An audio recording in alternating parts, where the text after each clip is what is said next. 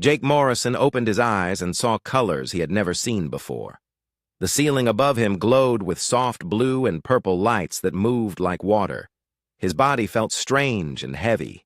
Everything hurt, but in a distant way, like the pain was happening to someone else. He tried to sit up, but gentle hands pushed him back down. The hands were pale blue and had long fingers with too many joints. "Rest, little one," a voice said in his head. Jake looked around, scared. The room was made of something that looked like crystal but felt warm. Strange shapes moved around him. They were tall and thin with skin like moonlight. Their eyes were silver and seemed to glow in the dim light. Jake wanted to scream, but no sound came out. A door opened without making any noise. Someone walked in who was different from the others. She was still tall and pale blue, but she moved like she was dancing. Her hair was white and flowed behind her like silk. When she looked at Jake, her silver eyes seemed kind. "Hello," she said. This time the words came from her mouth, not from inside his head. "I am Zara. Do not be afraid." Jake tried to speak, but his throat was dry. "Where am I?" he whispered. "You are safe," Zara said. She sat down next to his bed. "Your ship crashed on the moon. We found you and brought you here to heal." Jake remembered then. His parents had been taking him to the new colony world. Something went wrong with their ship. There was fire and screaming and then darkness. "My mom and dad," he said. Zara looked sad. "I am sorry, little one. They did not survive the crash. Only you lived." Jake wanted to cry, but the tears would not come. He felt empty inside like a broken toy. "What will happen to me now?" "First you must get better," Zara said. "Your body was very hurt. Our doctors fixed your bones and organs, but you need time to heal." "Are you a doctor too?" Jake asked. Zara smiled. "No, I am what you would call a princess. This is my ship." Jake looked around the strange room again. "You are an alien princess." "Yes.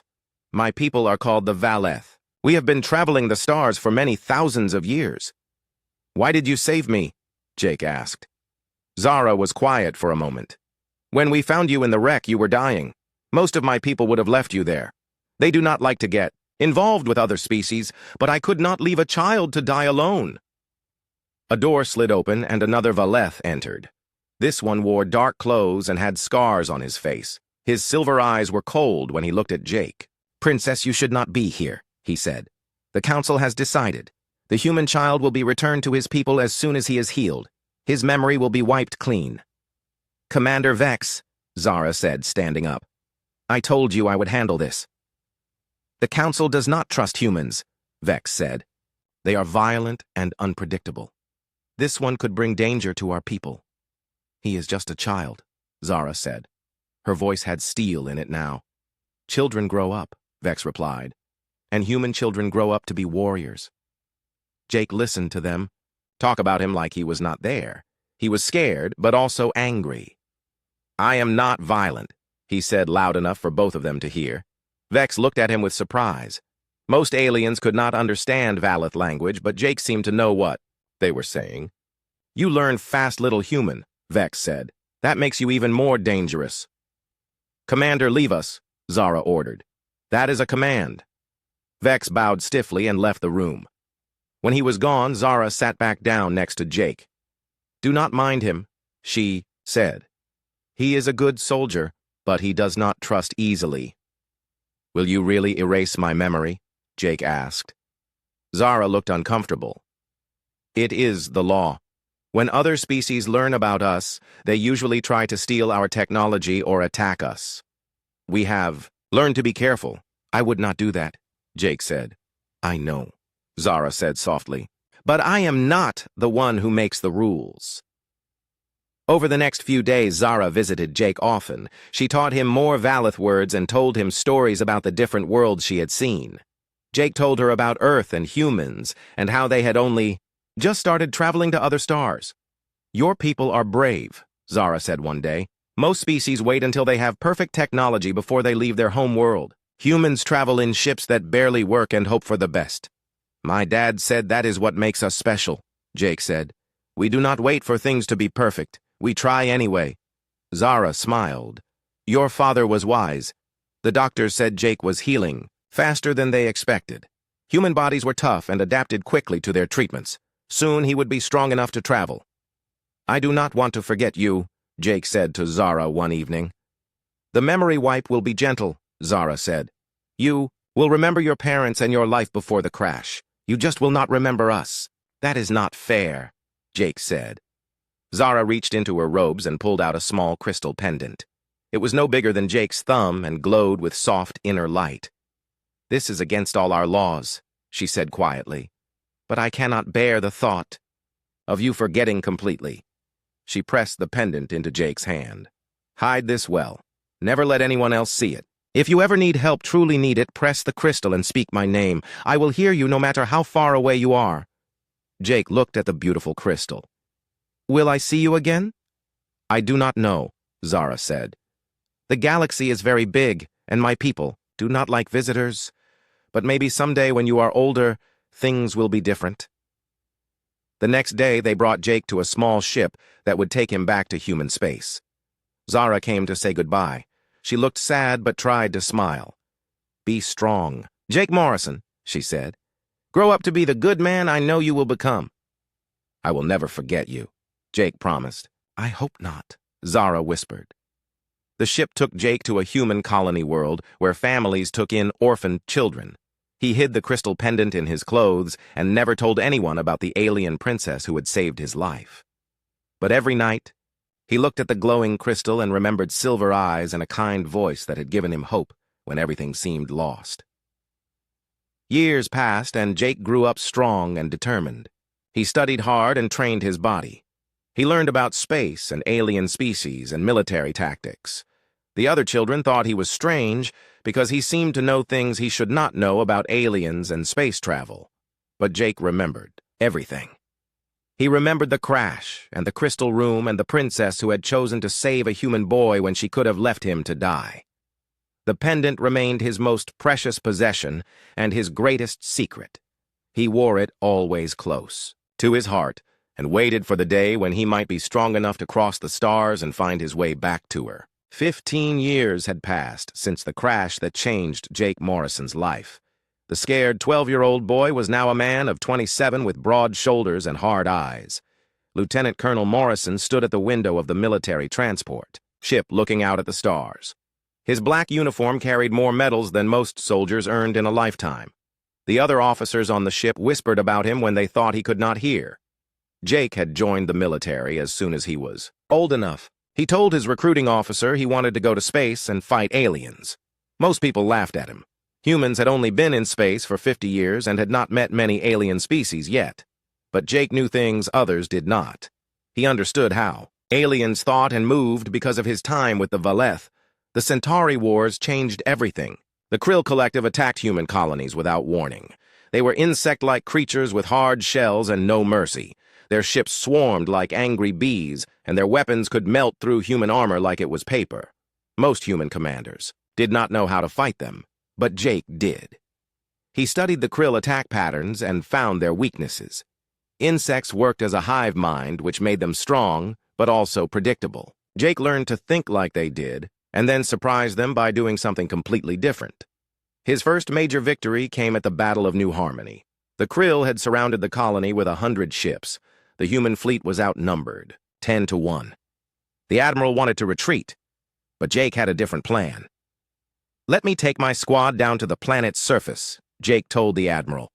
"Give me 12 hours, and then attack their left flank." "That is suicide, Morrison," the admiral said. "Those bug ships will tear you apart."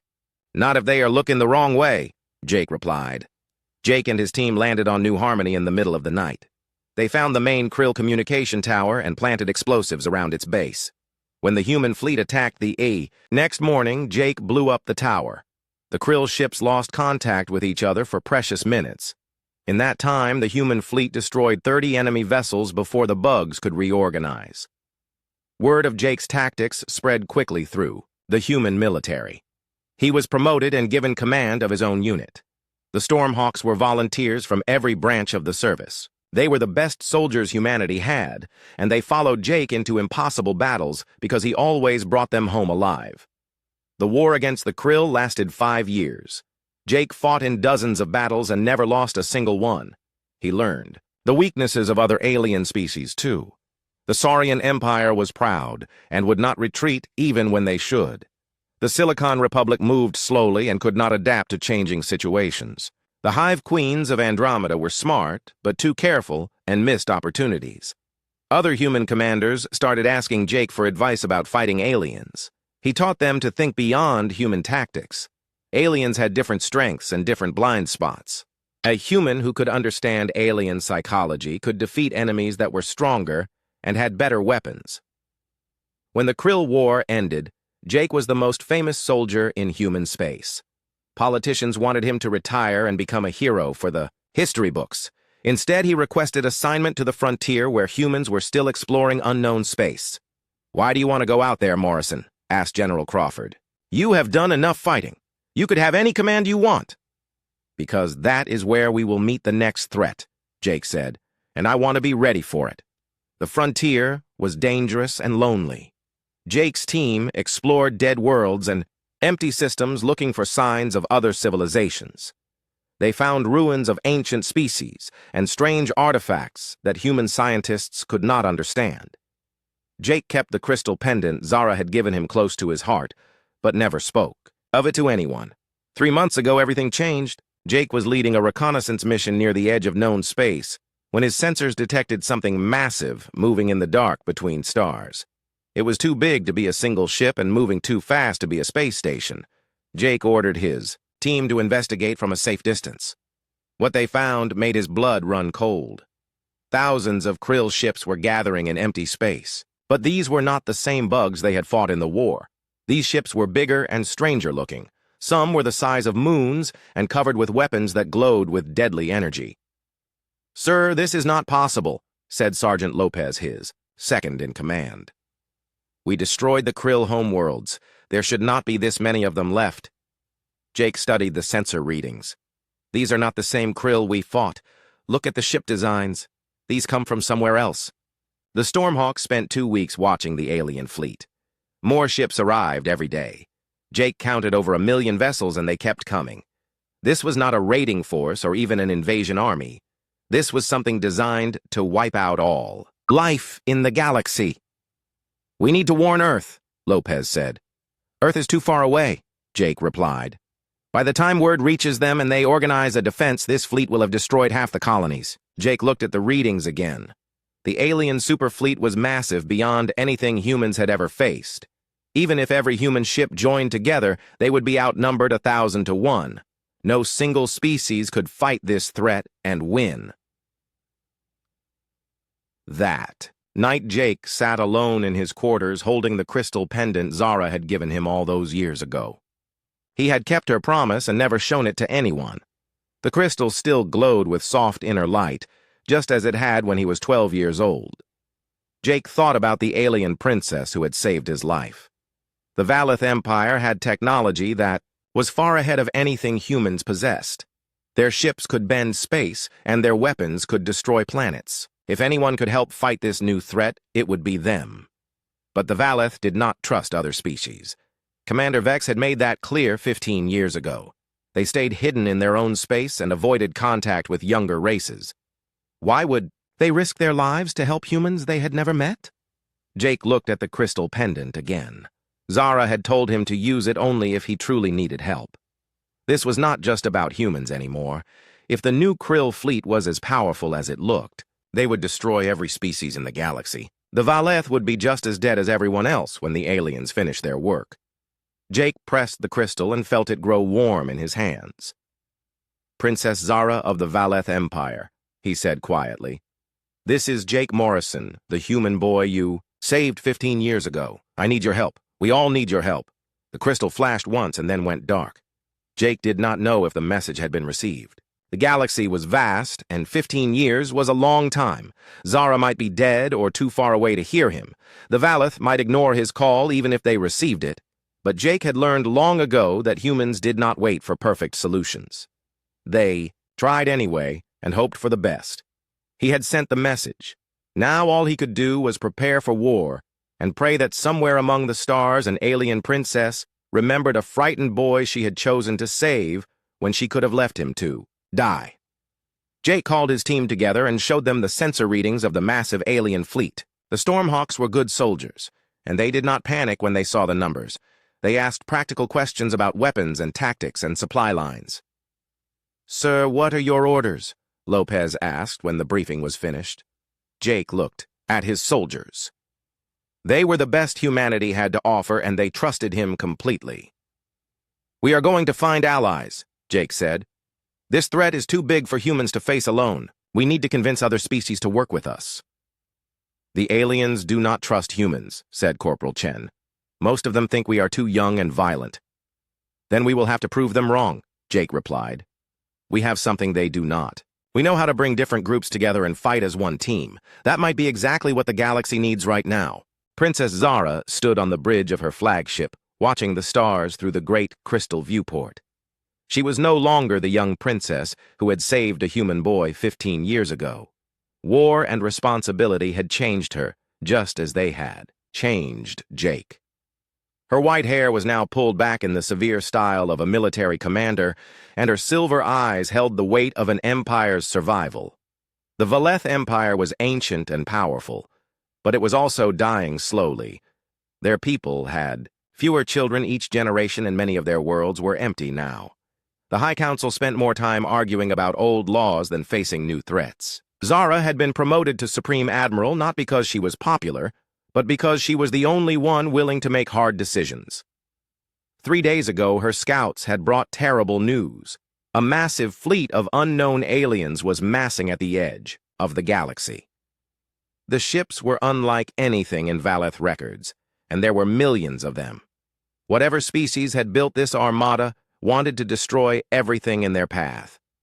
Zara had called an emergency meeting of the High Council. The Ancient leaders argued for hours about what to do. Some wanted to hide deeper in Valeth space and hope the threat would pass. Others suggested fleeing to another galaxy entirely. No one wanted to fight an enemy they did not understand. "We should contact the younger species," Zara had suggested. "If this threat is as large as our scouts report, we will need allies." Council leader Keth had laughed at her. "Allies? You mean those barbaric humans who solve every problem with violence? Or perhaps the draconian houses who think conquest is a noble profession? The younger races are children playing with weapons they do not understand." "Children or not, they have something we do not," Zara replied. "They still remember how to fight." The argument continued for days, while the alien fleet grew larger.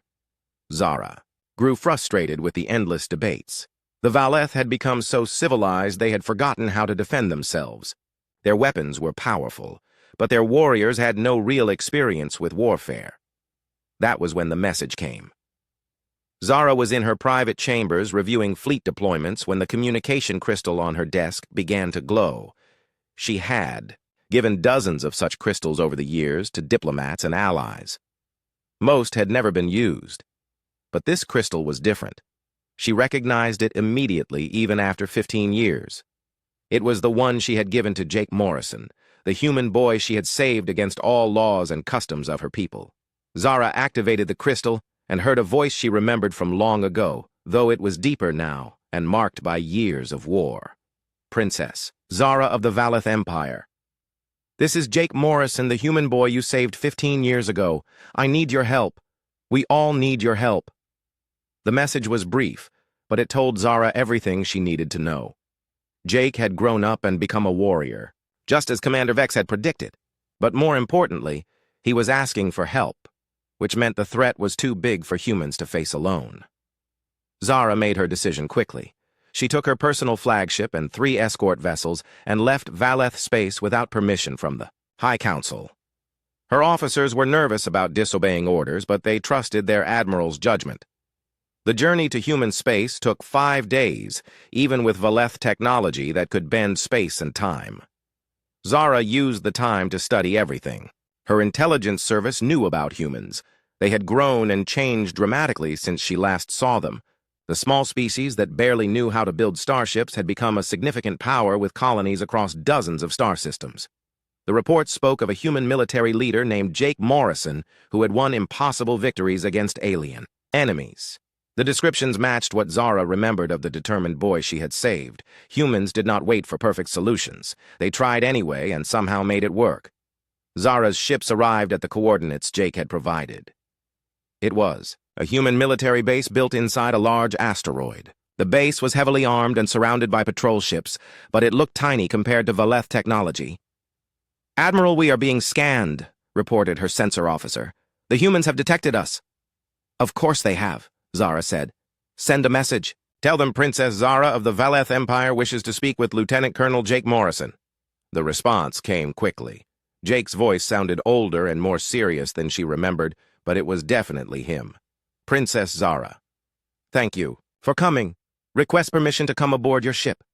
Zara smiled for the first time in months. Permission granted. Jake Morrison. A small human shuttle approached her flagship. Zara waited in the main docking bay as the craft landed. She was nervous in a way she had not been for years. What would Jake think of her now? What had 15 years of war and command done to the boy she remembered? The shuttle door opened, and Jake Morrison stepped out. He was tall and broad-shouldered with short dark hair and intelligent brown eyes. His uniform carried the marks of high rank and many battles. But when he saw Zara, his serious expression softened. "You look different," he said, walking toward her. "So, do you?" Zara replied. "You are not the frightened boy I remember. And you are not just a princess anymore. Supreme Admiral, is it?" Zara nodded. "War changes people." "Yes, it does," Jake agreed. "Thank you for coming. I was not sure you would receive my message." "I told you I would always hear you if you truly needed help," Zara said.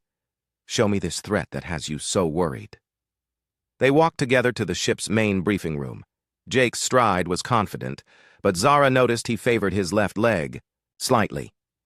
An old wound from some battle she knew nothing about. The boy had become a warrior, just as Commander Vex predicted, but he had paid the price for it. Jake activated a holographic display that showed the alien fleet his scouts had discovered. Even Zara, with all her experience, was shocked by the size of it. Millions of ships in formations that stretched across light years of space. "We call them the New Krill," Jake explained. "They are related to an enemy we fought years ago, but these are different, bigger and more advanced. Our intelligence suggests they come from outside this galaxy." Zara studied the ship designs. They were organic, looking like living creatures rather than constructed vessels. The energy signatures were unlike anything in Valeth databases. "How long before they reach inhabited space?" she asked. 6 months. "Maybe less," Jake replied. "They are moving faster than anything we have ever seen." "And you think your people can stop them?" Jake was quiet for a moment. "No. Humans alone cannot win this fight. Neither can the Valeth acting alone. This enemy will destroy every species in the galaxy unless we work together." Zara looked at the tactical display again. Jake was right. The new Krill fleet was too massive for any single power to defeat. But getting different species to cooperate had always been impossible. Each race thought they were superior to the others. "The High Council will never agree to an alliance with younger races," she said. "Then we will have to convince them," Jake replied, "or find a way to work around them." Zara smiled. "You have learned to think like a politician as well as a warrior." "I learned from the best teacher," Jake said. "An alien princess who taught me that sometimes you have to break the rules to do what is right." They spent the next several hours going over intelligence reports and tactical assessments. Jake had detailed information about dozens of alien species and their military capabilities. His knowledge was impressive even by Valeth standards. "How do you know so much about non-human psychology?" Zara asked. Jake touched something at his throat. Zara realized he was wearing the crystal pendant she had given him all those years ago. "I had a very good teacher when I was young," he said. "She taught me that different species are not enemies just because they think differently." "That teacher was very wise," Zara said softly. "She was also very brave. She risked everything to save someone she barely knew." They looked at each other across the briefing table. 15 years and countless battles stood between them, but the connection was still there. Two people from different worlds who had found something in each other that their own species could not provide. "So what do we do now?" Zara asked. "We build an alliance," Jake said. "One species at a time, one battle at a time. We show the galaxy that cooperation is stronger than conquest." "And if the other species refuse to listen?" Jake's expression grew hard. Then we make them listen. The new Krill will not wait for us to get comfortable with each other. We either learn to work together or we all die separately. Zara nodded. It would be the hardest thing either of them had ever attempted. But looking at Jake, she felt something she had not experienced in years. Hope. The scared boy had become exactly the kind of leader the galaxy needed. Now she had to find the courage to become the leader her people needed. The diplomatic tour began badly and got worse. Jake and Zara's first stop was the draconian home system, where the great houses ruled from massive space fortresses that orbited a dying red star. The Draconians were proud warriors who looked like reptilian humans with scales instead of skin and eyes that burned like fire. House Lord Thane received them in his throne room, which was built inside a hollowed-out asteroid. The walls were covered with weapons from 1,000 conquered worlds. Thane himself was 8 feet tall with golden scales and scars that marked him as a veteran of countless battles. So the soft Valeth and the young humans come begging for help, Thane said in a voice like grinding stone. What makes you think the draconian houses would lower themselves to fight alongside inferior species? Jake stepped forward. Because even dragons can burn Lord Thane. This enemy has ships the size of moons and weapons that can crack planets. Your bravery will not matter if they destroy your worlds while you sleep. Thane laughed. Human pup, do you think to threaten me? I have conquered star systems while your species was still playing in mud. I am not threatening you, Jake replied, calmly. I am telling you the truth. Look at the tactical data. This enemy destroyed 3 Krill homeworlds in a single day. They have technology we do not understand and numbers beyond counting. Zara activated a holographic display showing the new Krill fleet. The images made even the proud Draconians step back in surprise. Ships that looked like living monsters stretched in formations across the darkness of space. Tricks and lies, Thane snarled, but his voice was less certain now. The Draconians bow to no one. We are not asking you to bow, Zara said. We are asking you to survive. These creatures will not offer single combat or honorable surrender. They will simply kill everything in their path. The meeting ended with no agreement. Thane said he would consider their request, but Jake could see the pride in the Draconian leader's eyes. Dragons did not ask for help, and they did not work with others. The next stop was even more difficult. The Silicon Republic was made up of artificial intelligences who had transferred their consciousness into crystal bodies. They lived in perfect cities built from metal and glass on airless worlds near the galactic core. The Silicon leaders received Jake and Zara in a chamber that looked like the inside of a computer. Everything was clean lines and glowing circuits. The AIs themselves looked like humanoid statues made of blue crystal. Your proposal is illogical, said Prime Calculator 9, the leader of the Republic. Organic species are chaotic and unpredictable. Cooperation with such entities would reduce our efficiency by 37%. Efficiency will not matter if you are dead, Jake pointed out. We have calculated the probability of this threat reaching our core worlds, 9 replied. It is only 62%. Acceptable risk parameters. Zara tried a different approach. What if we could share technology? Valeth energy shields combined with silicon computational power could create new defensive systems. Organic technology is primitive, 9 said. We have no need for biological innovations. The Silicon Republic refused to join the alliance. They would defend their own worlds if attacked, but they would not send ships to help other species. Week after week, Jake and Zara visited different alien civilizations. Each meeting brought new frustrations. The aquatic Mertai lived in underwater cities and could not understand why land-dwelling species mattered. The energy beings of the stellar courts thought physical matter was beneath their notice. The Hive Mind Collective questioned whether individual consciousness was worth preserving. This is hopeless, Jake said after their 10th failed meeting. They were aboard Zara's flagship traveling to the next system on their list. Every species thinks they are too good to work with the others. Not every species, Zara reminded him. The small powers are more willing to listen. The Centauri Federation has agreed to contribute 12 ships. The Mining Guild is providing raw materials. 12 ships, Jake said bitterly. The new Krill have millions. Zara sat down beside him in the ship's observation lounge.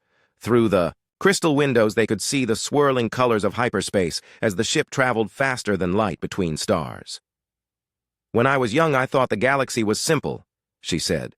"Good species and bad species, civilized people and barbarians. I learned later that everyone thinks they are the good ones."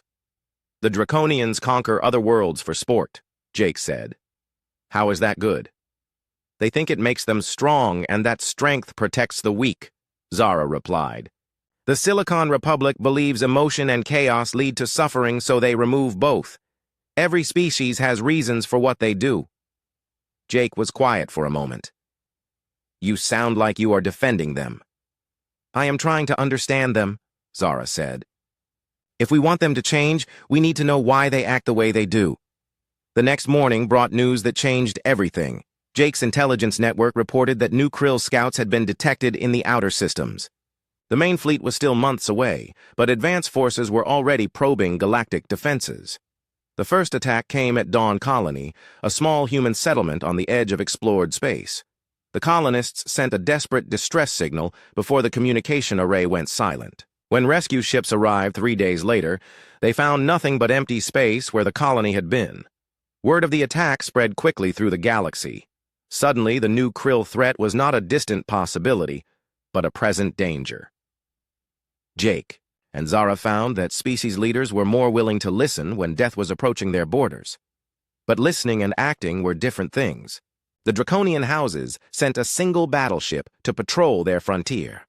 The Silicon Republic upgraded their defensive systems, but refused to share the technology. The Myrtai offered to hide refugee populations in their underwater cities, but would not fight. Jake grew more frustrated with each failed negotiation. Time was running out, and the galaxy's defenders were still divided and weak. "There has to be another way," he told Zara as they traveled to meet with the Wanderer fleets. "We cannot wait for every species to overcome thousands of years of prejudice." "What do you suggest?" Zara asked. Jake was quiet for a long moment. "What if we do not ask for permission? What if we just start fighting and let others join when they see it works?" "That is very risky," Zara said. "If we fail, the other species will blame humans, and Valeth for starting a war they could not finish." "If we do nothing, everyone dies anyway," Jake replied. "At least this way we go down fighting." They reached the Wanderer fleet 3 days later. The nomadic aliens lived in massive ships that traveled constantly between stars. They had no home worlds and no permanent bases. Their entire civilization was mobile. Fleet Commander Kess was different from the other alien leaders Jake and Zara had met. She was practical and direct with no time for politics or pride. "Your enemy sounds dangerous," she said after reviewing the tactical data. "But why should the Wanderers risk our ships for the static dwellers?" "Because they will hunt you down eventually," Jake said. "Your ships are fast, but this enemy has millions of vessels. They can chase you to the edge of the galaxy if necessary." Kess nodded slowly. "You speak sense human. But the Wanderers do not fight large battles. We are raiders and scouts, not warriors." "Then raid and scout for us," Zara suggested. "Your ships can gather intelligence and hit enemy supply lines. We do not need you to face their main fleet." Kess considered this. "That we can do. The Wanderers will provide 50 ships for reconnaissance and fast strikes." It was not much, but it was something. Jake and Zara continued their diplomatic mission with new urgency. Every day brought reports of more new Krill scout forces, and every day the main invasion fleet moved closer. They began to focus on smaller alliances and practical agreements. The mining guild would provide raw materials. The transport union would carry supplies and refugees. The mercenary companies would sell their services to anyone who could pay. "It is not the grand alliance we hoped for," Zara said as they reviewed their progress. "But it might be enough." "It will have to be," Jake replied, "because we are out of time." The reports from the frontier were getting worse. New Krill forces had destroyed 6 more colonies and were moving toward the major trade routes. Soon they would reach systems with billions of inhabitants. Jake and Zara returned to human space to begin coordinating the defense. They had promises from dozens of species, but most were small contributions. The major powers were still arguing among themselves or hiding behind their own defenses. "We have maybe 200 ships from all our allies combined," Jake told his staff officers. Intelligence estimates the New Krill have at least 50,000 vessels in their advance force alone. Sir, those are not good odds, said Sergeant Lopez. No, they are not, Jake agreed. But they are the odds we have. Start preparing defensive positions at the Nexus system. If we can hold them there, we might buy time for more allies to join us. As the fleet prepared for battle, Jake stood alone in his quarters, holding the crystal pendant Zara had given him years ago. The scare.